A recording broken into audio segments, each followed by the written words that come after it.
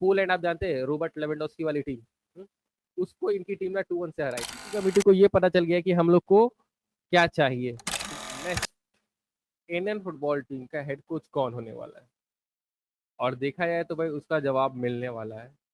AIFF की executive committee ने 3 नाम शॉर्ट लिस्ट कर लिए भाई। उसमें से 2 नाम को तो आप बहुत अच्छी तरीके से जानते हो, एक है स्टीफन और एक है खालिद जमील। लेकिन एक नाम को आप नहीं जानते हो, स्टीफान ट्राकोविच। तो आज वैसे तो हम लोग तीनों कोचेस के बारे में बात करेंगे, लेकिन मेनली स्टीफान के बारे में बात करेंगे, क्योंकि देखिए आप इन दोनों कोचेस के बारे में जानते हो, स्टीफान के बारे में आप नहीं जानते हो, तो आज हम लोग मेनली उन्हीं के बारे में बात करेंगे। तो वीडियो शुरू करने से पहले अगर वीडियो आपको पसंद आए तो इसे लाइक जरूर करेगा और चैनल को सब्सक्राइब करना ना भूले। यूट्यूब का एक नया फीचर आया हाइप, उस पर क्लिक करिए, देखते हैं। वैसे यूट्यूब कह रहा है कि उससे आपके वीडियो को हेल्प होगा रैंक होने में, तो देखते हैं मेरा भी वीडियो अगर रैंक होगा तो भाई मेरी हेल्प हो जाएगी। तो आप लोग हाइप पे जरूर क्लिक करिएगा।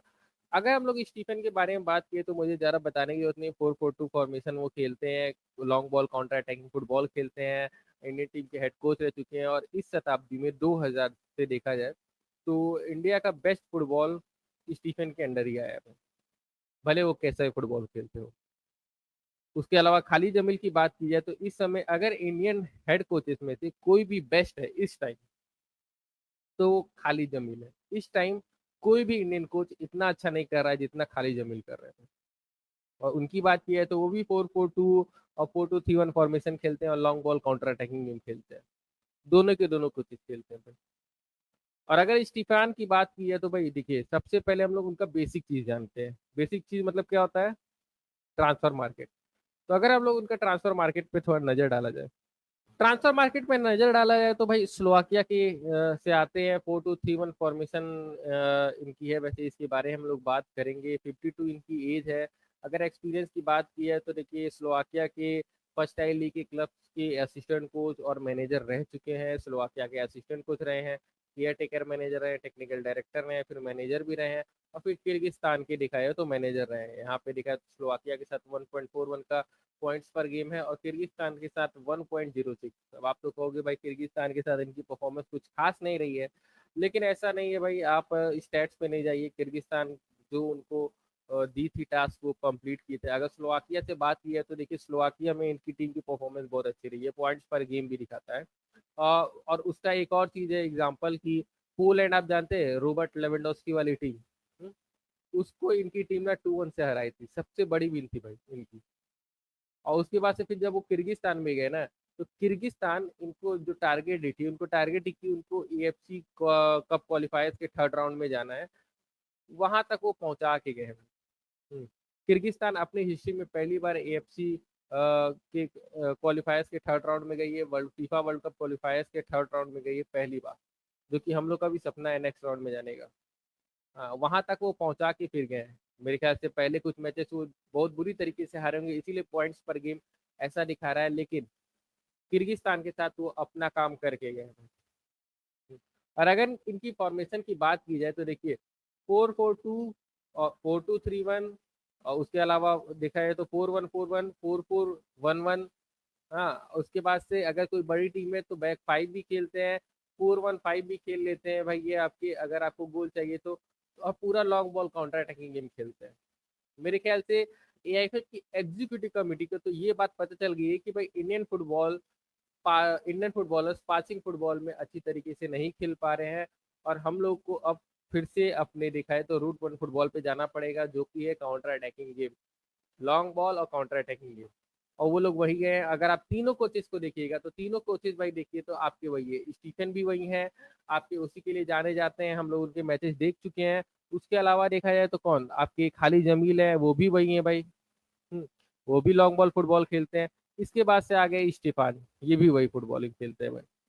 तो एग्जीक्यूटिव कमेटी को ये पता चल गया कि हम लोग को क्या चाहिए, तो ये अच्छी बात है। दूसरी चीज ये कि वो हबास को भी चूज कर सकते थे, लेकिन उनको बजट भी देखना है।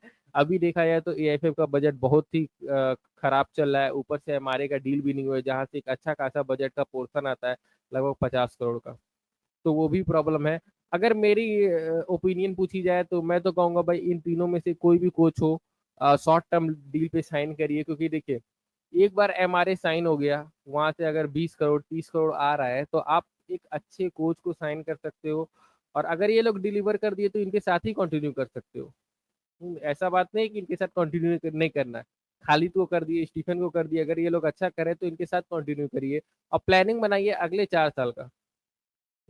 नहीं तो फिर आप नया हेड कोच लेके आइए और एक एक्सपीरियंस हेड कोच लेके आइए, अच्छा खासा बैगेज वाला हेड कोच लेके आइए, और फिर प्लानिंग बनाइए 4 साल का, क्योंकि ऐसे नहीं चलने वाला है भाई। हम लोग जब क्राइसिस आएगी तो बस उसका क्राइसिस मैनेजमेंट करके काम चला रहे हैं इस टाइम, कि ट्रैवलिंग के लिए प्रॉब्लम चल रही है तो उसका किसी तरीके से मैनेजमेंट करके उसको सॉल्व किया जाए। आपका देखा जाए तो एनालिसिस वाला नहीं है तो हम लोग किसी क्लब से मांग के एनालिसिस वाले को पकड़ के लेके आए। साइट का आपके पास सब्सक्रिप्शन नहीं है तो किसी क्लब से मांग के लेके आए, कोच नहीं है तो किसी क्लब से मांग के लेके आए। ऐसे करेंगे तो कभी हम लोग ग्रो नहीं करने वाले हैं भाई। फिर 130 क्या, हम लोग 200 रैंक भी जल्दी पहुंच जाएंगे। तो अगर हम लोग को सीरियसली वर्क करना है और हम लोग टारगेट कर रहे हैं कि आगे चल के हम लोग कभी भी फीफा वर्ल्ड कप के लिए क्वालिफाई कर सके आगे चल के, मेरे जीते जी, तो अभी से प्लानिंग करके ही चलना पड़ेगा भाई। और वो चीज़ तभी हो पाएगा जब पैसा आएगा, और वो चीज़ तभी हो पाएगा जब एमआरए साइन होगा, और एमआरए साइन तभी हो पाएगा जब आपका वर्डिक्ट आएगा कोर्ट का। कोर्ट का जैसे ही वर्डिक्ट आएगा उसके बाद से एमआरए साइन होगा, पैसा आएगा, तो उसके बाद से हम लोग बेटर प्लानिंग कर सकते हैं। अभी देखा जाए तो सारी की सारी प्लानिंग, जैसा कि आपको पता होगा अगर आप अपडेटेड हैं तो, सारी की सारी प्लानिंग दिसंबर तक करके रखी गई है। तो क्यों ना कोच की प्लानिंग वैसे ही की जाए, दिसंबर जनवरी फरवरी तक करके रखी जाए, 6 महीने 7 महीने का डील दिया जाए। मेरा तो ये थिंकिंग है, और इसमें सबसे बड़ा चीज रहेगा कि स्टीफन को चूज करिए भाई। क्योंकि अगर देखिएगा स्टीफन के प्लेयर्स को, तो अभी भी वो खेल है भाई।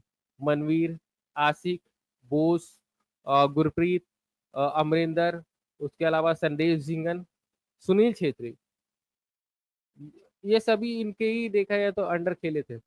ये सब अभी तक खेल ही रहे हैं भाई। हाँ, तो इनकी आधी टीम तो रेडी है। और भी इनके कुछ प्लेयर्स हैं, जैसे हलीचरण नजरी हो गए आपके, प्रीतम कोटाल हो गए हैं, लेकिन वो लोग की परफॉर्मेंस अच्छी नहीं हो रही है, तो उनकी आधी टीम रेडी है भाई। इवन देखा जाए तो खाली जमील को भी टीम बनाने में उतनी प्रॉब्लम नहीं होगी, लेकिन इस्टीवान जितने भी एक्सपीरियंस और अच्छे लेवल पे कोच किए हो, इनको टीम बनाने के लिए टाइम की जरूरत है, और हम लोग के पास वही नहीं है भाई। तो उसी हिसाब से थिंकिंग करके हम लोग को कोच चूज करना चाहिए, और अभी सोचना चाहिए कि कैसे करके हम लोग रिजल्ट लेके आए। हाँ, क्योंकि वो सबसे बड़ा इंपॉर्टेंट चीज़ है इस टाइम। तो आपकी थिंकिंग क्या है, आपकी चॉइस क्या है, हम लोग कमेंट करके जरूर बताइएगा। हाइप बटन पे क्लिक करना ना भूले, और अगर ये वीडियो आपको पसंद आया हो तो इसे लाइक जरूर करिएगा और चैनल को सब्सक्राइब करना ना भूले।